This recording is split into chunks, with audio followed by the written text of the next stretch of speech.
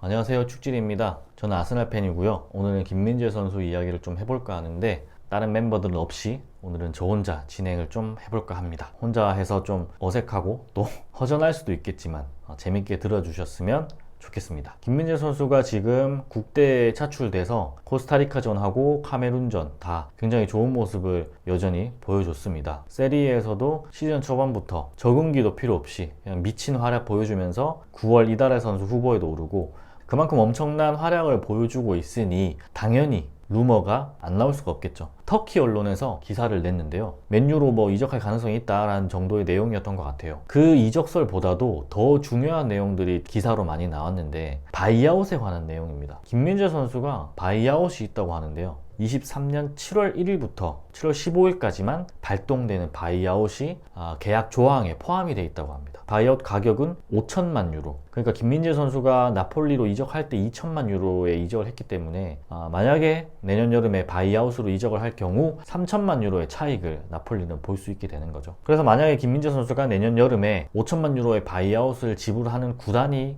나온다면 김민재 선수는 바로 나폴리의 의사와 상관없이 개인 선수 협의를 진행을 할 수 있게 되는 조항이 삽입되어 있다는 게 지금 기사로 좀 밝혀진 상황입니다. 그래서 국내 팬분들이나 김민재 팬분들은 사실 이 조항을 보고 지금 현재까지는 긍정적으로 생각을 많이 하실 수 있는 것 같아요. 왜냐면 김민재 선수가 지금의 폼을 유지만 해서 내년 여름까지 간다면 충분히 제가 봤을 때는 5천만 유로 정도의 가격을 지를 수 있는 클럽들이 있을 것 같거든요. 지금 현 폼으로 봤을 때는 김민재 선수가 굉장히 협상을 할 때 이 조항을 잘 넣었다라고 생각을 할 수가 있을 것 같습니다. 일단은 맨유 쪽에서 그 이적설이 나왔기 때문에 맨유 쪽 반응을 또 좀 안 볼 수가 없는데 맨체스터 이브닝이나 이런 맨유 지역지에서 김민재 이야기를 조금 냈더라고요. 근데 보면 김민재 선수가 한국에 국대로 와가지고 인터뷰를 한 게 있는데 세리에에서 이제 올리비에 지루 선수를 상대할 때 굉장히 힘들었다라는 뜻의 내용으로 인터뷰를 좀 한 게 있어요. 맨체스터 지역지에서는 그 인터뷰 내용을 인용을 해가지고 김민재 선수가 올리비에 지루가 힘들었다고 하는데 프리미어리그에는 지루만큼 무서운 공격수 그리고 지루보다 훨씬 더 지금 좋은 모습을 보여주고 있는 공격수들이 많다. 그거는 이제 김민재의 어떤 약점이고 그 맨유나 프리미어리그에서 김민재 선수를 원하는 팀이 있다면 고려해야 될 부분이다 라는 느낌으로 약간 김민재 선수의 인터뷰를 왜곡해서 해석하면서 조금 김민재 선수를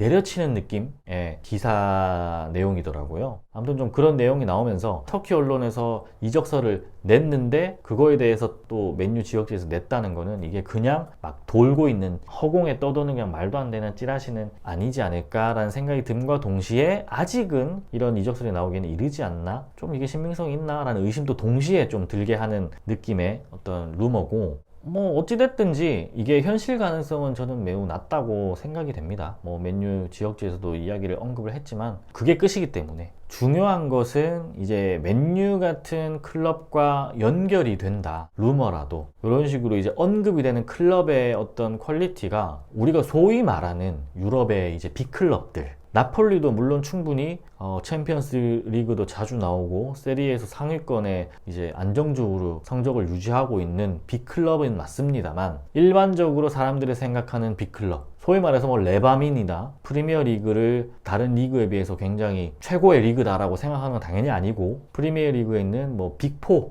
빅6까지는 저는 안 칩니다. 하여튼 아스날은 아니에요. 아스날은 아니고 빅4 리버풀, 맨시티, 그리고 맨유도 빅클럽이라고 저는 생각을 합니다. 구단의 규모라던가 선수들의 퀄리티라던가 이적 시장에서 뭔가 쓸 수 있는 돈의 규모라던가 그런 것들을 봤을 때 맨유도 빅클럽이라고 생각을 하는데 그런 클럽들과의 어떤 이런 루머가 뜨는 것 자체가 저는 김민재 선수의 어떤 지금의 활약상 그리고 또 위상 선수로서의 어떤 클래스를 증명하는 그런 요소가 아닌가라는 생각이 들어서 굉장히 대단한 모습이다 라고 생각을 하고 있습니다. 그래서 일단은 이적설 루머도 중요하지만 그 바이아웃이 굉장히 나폴리 입장에서는 이 바이아웃 조항이 굉장히 지금 약간 껄끄럽고 또 찝찝한 조항일 거예요. 왜냐면 나폴리가 김민재 선수를 영입할 때 김민재 선수가 굉장히 렌이랑 연결이 깊게 되어 있었던 상황이었거든요. 나폴리가 쿨리발리가 떠나고 그리고 또 쿨리발리의 대체자를 좀 구해야 되는 상황에서 자신들이 가지고 있는 그 예산 안에서 최고의 선택을 해야 하는데 그걸 이제 김민재라고 판단을 한 거죠. 근데 김민재 입장에서는 렌과 이게 굉장히 깊게 연결이 돼 있었고 나폴리에 이적을 하기 위해서는 김민재는 급할 게 없었던 거죠. 나폴리는 급했던 상황이고. 그렇기 때문에 아마도 김민재 선수의 입장에서 바이아웃 조항을 넣자라고 나폴리에게 요구를 한 것이 아닌가라는 생각이 들고, 나폴리 입장에서는 그 당시의 분위기가 굉장히 또 급했던 상황이었기 때문에 오케이, 그러면 우리는 김민재가 무조건 필요하기 때문에 내년에 여름에 바이아웃을 넣더라도 우리가 김민재를 영입하겠다, 2천만 유로에 해서 딜이 갑자기 나폴리로 유턴돼서 나폴리로 딜이 된 것 같거든요. 나폴리 입장에서는 지금 김민재가 굉장히 잘하고 있기 때문에 이 바이아웃 조항이 굉장히 찝찝할 거예요. 이 폼으로 김민재가 유지를 계속해서 시즌 끝까지 가고 내년 여름에 이적 시장이 열린다면 충분히 나폴리 입장에서도 이거는 5천만 유로에 김민재 선수를 사갈 클럽들이 있다라고 생각을 할 수 있을 것 같아요. 그래서 나폴리는 김민재를 1년만 쓰고 이제 다른 팀에 보내줘야 되는 상황이 될 수도 있다라고 예상을 하고 있는 건데, 김민재 선수 입장에서는 이제 내가 또 한 단계 더 스텝업을 하기 위해서 이런 조항을 잘 활용할 수 있는 기회가 올 수도 있겠다. 김민재 선수가 원하는 좋은 클럽으로 갈 수 있는, 이동할 수 있는 기회가 2023년 7월 1일부터 15일까지 그 기간 동안 생겼기 때문에 아마도 김민재 선수한테는 이런 조항 자체가 또 동기부여가 될 수 있지 않을까. 나폴리 입장에서는 사실 뭐 1년만 쓰고 이렇게 잘하는 선수를 보낸다는 게 아쉽긴 하지만 사실 보내면 이제 3천만 유로의 금전적인 이익을 얻을 수 있긴 하거든요. 근데 솔직히 누가 상상을 했겠습니까? 김민재 선수가 시즌이 시작하자마자 나폴리에서 완전 주전 수비수를 차지하고 또 리그에서도 거의 베스트급 활약을 보여줄 줄 나폴리라고 알았겠어요?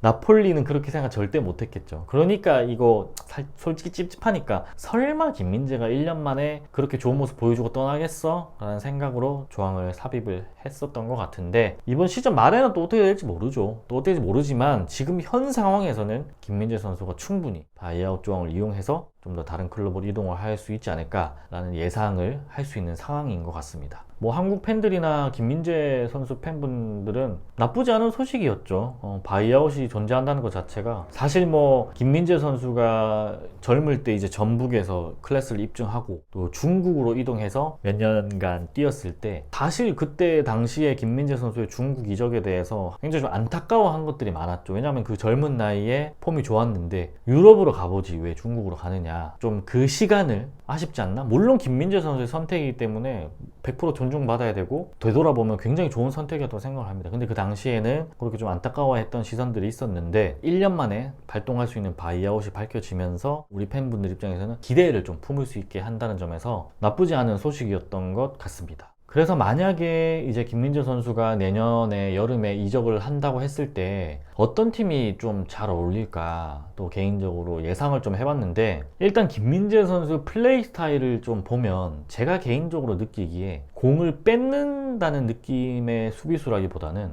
이제 막아내는 느낌의 수비수라는 생각이 많이 들었거든요. 깔끔하고 섬세하게 태클이나 뭐 그런 테크닉을 이용해서 상대방 공격수로부터 공을 빼앗아 오는 느낌보다는 뭔가 약간 피지컬적으로 몸도 사용하고 상대방의 중심을 또 흐트러뜨리기도 하고 그 이제 들어오는 선수를 이렇게 막아내는, 그리고 또 측면으로 쫓아내는 뭐 그런 느낌의 수비를 많이 하는 선수라고 생각이 되고, 김민재 선수는 커버 범위가 굉장히 넓은 수비수라고 저는 생각을 하거든요. 경기를 보면 상당히 좀 전방으로 올라오는 횟수도 좀 많다라는 생각이 드는 선수고, 또 그 중앙에서 빠르게 커팅을 하고 공격으로 연결해주는 걸 또 즐겨하는 느낌이 들기도 하고, 김민재 선수가 스피드가 빠르기 때문에 충분히 또 커버 범위를 넓게 가는 건 또 당연한 수순인 것 같긴 해요. 결론적으로는 커버 범위가 넓고 공격적으로 좀 수비를 하는 선수라 이 선수를 뒤에서 이제 커버해줄 수 있고 지시를 내려줄 수 있고 커맨드 할 수 있고 이 상황을 판단을 빠르게 하고 움직임을 가져갈 수 있는 그런 수비 파트너가 필요하다고 생각을 했거든요. 제가 봤을 때는 김민재 선수가 만약에 움직인다면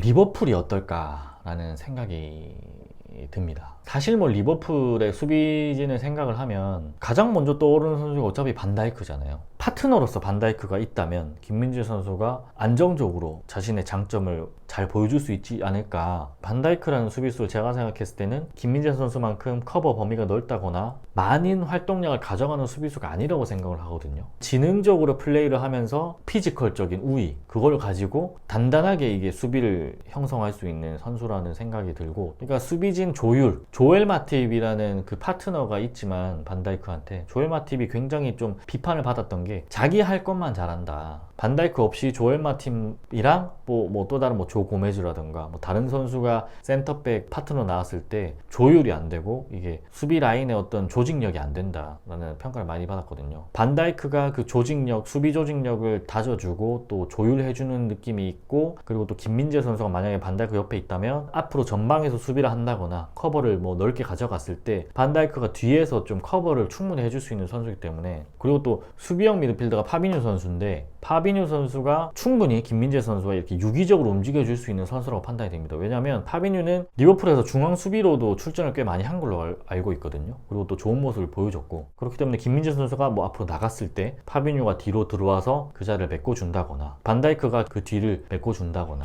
그런 식으로 김민재 선수의 어떤 그런 플레이 스타일을 뒤에서 좀 받쳐줄 수 있는 게 좀 확실하게 있기 때문에 리버풀이 좀 더 괜찮지 않을까라는 생각이 들었습니다. 제가 PL을 많이 보기 때문에 PL 위주로 좀 살펴봤는데, 맨유도 생각해보면 카세미로라는 이게 월클급 수비형 미드필더가 있지만 사실 그 수비 라인에서 라파엘 바란 그리고 지금 리산드로 마르티네즈가 지금 베스트라고 보고 있는데, 제 기준의 생각에서는 그 둘이 아직은 무르익지 않았다. 그 콤비네이션이라던가 바란 선수도 뭔가 커맨더 역할을 하는 경험이 오래되진 않았다라고 알고 있거든요. 그 사이에서 리산드로를 텐하우스 감독이 영입한 것은 후방에서 빌드업을 좀 더 정교하게 전방으로 뿌려줄 수 있고 또 연결시켜줄 수 있는 선수가 필요했기 때문에 리산드로 선수를 영입을 한 건데, 만약에 바란을 빼고 김민재를 넣었을 경우 과연 리산드로가 그 뒤에 커버를 할 수 있을까? 그럼 반대로 리산드로를 빼고 김민재를 넣고 바란을 넣었을 경우 테나 감독이 추구하는 그 후방 빌드업의 어떤 세밀함, 이런 것들을 가져올 수 있을까? 그런 부분에서 좀 애매함이 컸거든요. 그래서 맨유보다는 리버풀이다 라고 생각을 했고, 최근에 뉴스를 보니까 또 진짜인지 아닌지는 모르겠지만 리버풀 이야기도 나오긴 하더라고요. 클럽이 뭘 보고 있다 그런 식으로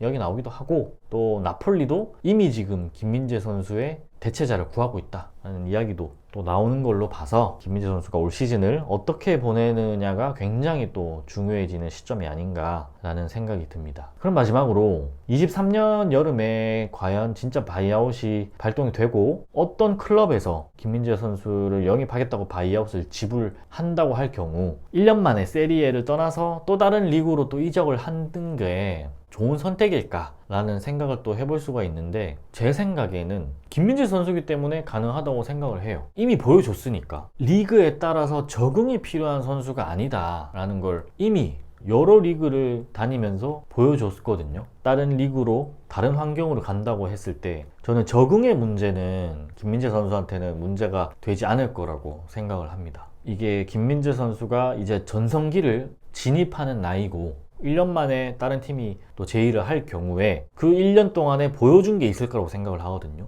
굉장히 좋은 모습을 보여줬기 때문에 5천만 유로의 바이아웃을 지른다고 생각을 하거든요. 그런 좋은 흐름에서 기회가 왔을 때 이적을 하는 게 맞다고 봅니다. 한번 가서 또 도전해보자. 세리에에서 나폴리에서 좋은 모습을 보여줬으니까 또 더 큰 무대, 가능하면 더 큰 팀, 더 경쟁력 있는 팀, 그런 데 가서 한 번 또 시험해보자 라는 생각이 들 것 같아요. 바이아웃이 없었다면 사실 23년 여름에 이적한다는 걸 상상하기가 쉽지는 않죠. 아무리 잘하더라도 나폴리 입장에서 리그 베스트급 수비수를 1년 만에 주는 거는 사실 굉장히 힘든 일이거든요. 엄청나게 거액을 주지 않는 이상. 그렇기 때문에 김민재 선수가 계약할 때 이런 조항을 넣었다는 것 자체도 어떻게 보면 김민재 선수 의사가 어느 정도 반영이 돼 있다는 거고, 바이아웃으로 뭔가 누군가 질렀다면 김민재 선수가 충분히 나폴리에서 그 한 시즌 동안 자신의 어떤 모습을 보여줬고 그게 또 인정을 받았다는 이야기이기 때문에 또 한 번 더 가보자. 1년 만에 또 가보자. 페네르바체에서 1년 하고 세리에 와서 또 씹어 먹고 있잖아요. 세리에서 1년 잘하고 또 딴 데 가서 한번 또 씹어 먹어보자 라는 생각을 할 수 있을 것 같아요. 그리고 김민재 선수는 기본적으로 자신의 실력에 대한 자신이 있고 또 그거에 대해서 이뤄왔기 때문에 그 사람이 뭔가 자기가 열심히 노력한 거에 대해서 성취를 하고 자기 자신이 또 만족을 하고 자신감이라던가 그런 것들이 올라가면 이게 끝을 모를 수가 있어요. 물 들어왔을 때 한번 너 저어보자 라는 생각으로 저는 24년 여름에 바이아웃으로 이적을 한번 해봐라 라는 생각이 듭니다. 일단 김민재 선수가 이적을 하게 된다면 사실 뭐 기대가 되는 부분이 크고 올 시즌에 지금까지 보여준 모습이 상상보다 훨씬 더 좋았기 때문에 또 올 시즌 또 기대가 되는 바고, 그래서 축구 팬으로서 또 다른 또 유럽에서 손흥민 선수만큼 인정받을 수 있는 클래스의 선수가 탄생하지 않을까라는 기대를 좀 가져보면서 영상을 마치도록 하겠습니다. 혼자 이제 진행을 또 하게 됐는데 재밌게 들어주셨으면 좋겠고 다음에 또 저희 멤버들과 함께 또 뵙도록 하겠습니다. 김민재 선수 화이팅 하고 또 저희들도 같이 또 김민재 선수 응원하면서 나폴리 축구도 보고 월드컵도 보고 하면 좋을 것 같습니다. 감사합니다.